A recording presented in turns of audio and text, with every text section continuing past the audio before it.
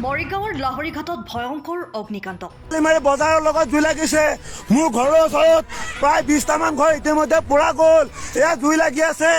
বৰালিমাৰী 50 লক্ষাধিক টকাৰ সা সামগ্ৰী ভস্মীভূত।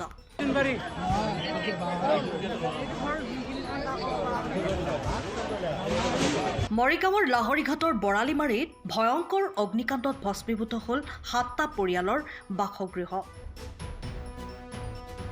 পথাৰত ধান কাটিবলৈ ওলাই যোৱাৰ পাছতেই এই অগ্নিকাণ্ডৰ ঘটনা সংঘটিত হয়। 7টা পৰিয়ালৰ লগতে আংশিকভাৱেও ক্ষতিগ্ৰস্ত কেইবাটাও পৰিয়াল।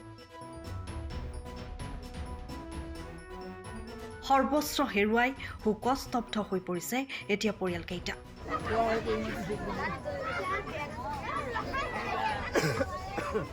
এটুকুৰা কাগজো নাবাছিল 7টা পৰিয়ালৰ।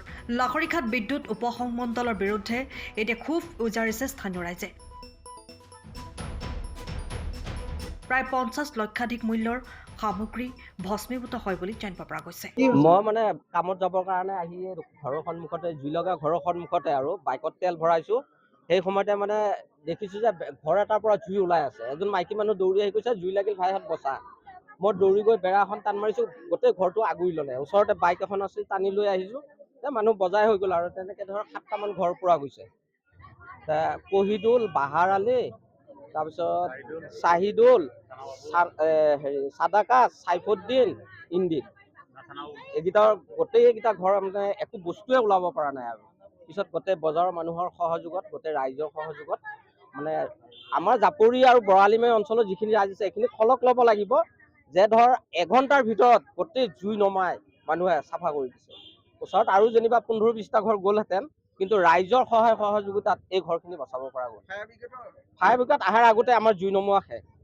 তেখেতলোক আহি মানে যিখিনি জুই আছিলে এইখিনি মাৰি অলপ সহায় কৰি দিছে আৰু। কাৰণ দূৰ হয়, ভোৰাগাঁও আমাৰ ইয়াৰ পৰা 20 কিলোমিটাৰ দূৰ। ৰাস্তা যথেষ্ট বেয়া, প্লাছ 20 কিলোমিটাৰ গাড়ীখন অহাটো বহুত কঠিনৰ কথা। গাড়ীখনটো ৰেডি হৈ থকা নাই যে জুই লাগিব আহিব। গতিকে কম সময়তে সিহঁতো আহি পাইছে আৰু কম সময়তে আমি ইয়াত কাম শেষ কৰিছোঁ। এইখিনিয়ে ৰাস্তা ভাল হতে তেখেতলোকে নিশ্চয় পালে হৈ আহি জুই লাগি থকা অৱস্থাত।